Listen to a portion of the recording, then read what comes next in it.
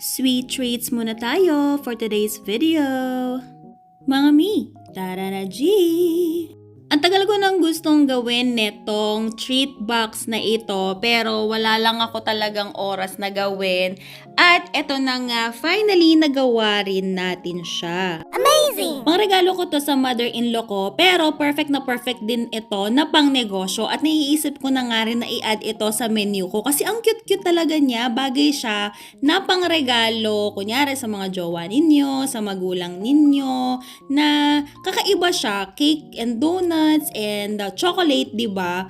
All in one na. Bunggahan. Ayan, hindi na bago ito sa inyo dahil nakagawa na ako ng vlog. So, mini donut.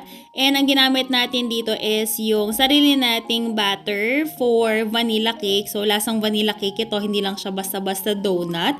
And ayan nga, nilagyan natin siya ng white chocolate and dark chocolate. Tapos din drizzle natin. Ito yung bago. Kung naalala ninyo yung vlog natin sa chocolate cake balls, ganun na ganun din ang ginawa natin dito. Pero this time, ayan, meron tayong molder ng cake sickle.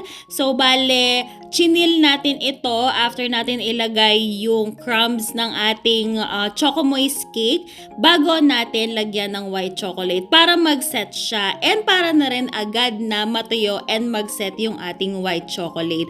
Pwede nang paganyan ng style ng pagbuhos ng white chocolate. Pwede rin na yung white chocolate is nakalagay sa baso tapos isasawsaw nyo na lang. Mas madali din yun actually. Pero since 2 piraso lang yung ginawa kong cake sickles, ayoko naman magtunaw ng napakaraming chocolate at hindi naman mauubos. Kaya ayan, for the dut-dut na lang tayo ng kutsara. Pero mas maganda yung nakalagay sa baso tapos for the sausaw kayo. Burial's white chocolate pala ang ginamit natin dito. Parehas actually dun sa dark chocolate and white chocolate. Wala lang, gusto ko kasi yung lasa niya madaling mag-melt din and madaling mag-set.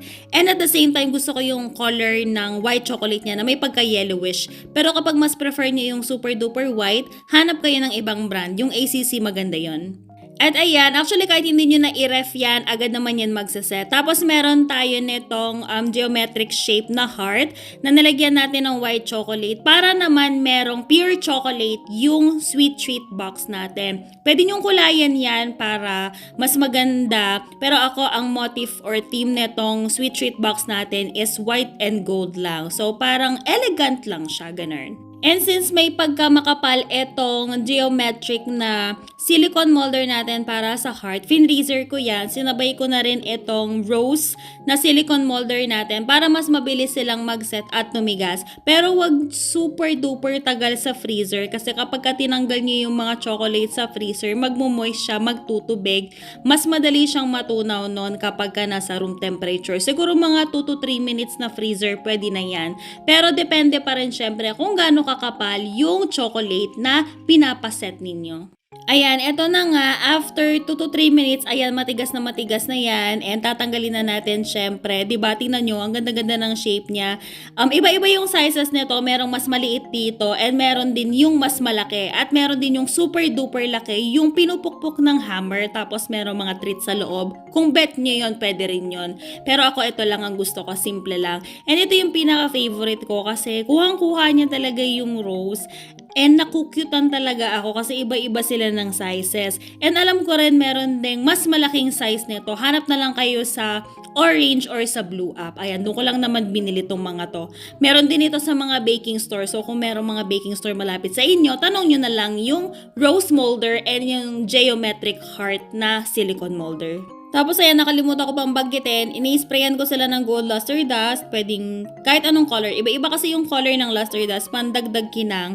Pwede rin na dark chocolate yung gamitin ninyo para kapag in-sprayan nyo ng gold luster dust, as in super duper gold talaga siya. Pero ako kasi yung style natin dito sa treat na ito is yung white chocolate, meron siyang shimmer ng gold. Ayan. So, bahala na kayo, diskarte nyo na yan. Tapos, ayan, syempre, gamitin nyo lang din yung chocolate ninyo as pandikit para madikit yung mga toppers ninyo na chocolate. Actually, pwede rin fondant na toppers. Pero kasi syempre parang baduy siya, lalo na kapag kakainin mo. So, mas maganda na all chocolate na lang. Amazing! At sa packaging naman, ayan, pwede kayo bumili ng wax paper, parchment paper, baking paper, kahit anong paper na sa tingin ninyo magpapaganda, ribbon, artificial flowers, yan, pwede yan. Pero ako, ayan, ito, parchment paper yung ginamit natin.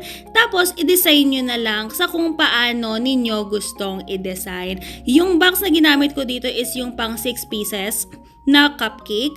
Pwede rin yung mas malaki or mas maliit. Siyempre, depende na rin yan kung gaano karami yung ilalagay ninyo. Pwede nyo rin yan haluan ng ibang treats like for example, marshmallow, lollipops, or kung gusto nyong merong small teddy bear, flower, yan. Di ba bunggahan? Perfect na perfect ito pang negosyo. Pwede nyong ibenta to na mga 500 to 700 pesos. Bahala na kayo dyan mag-costing.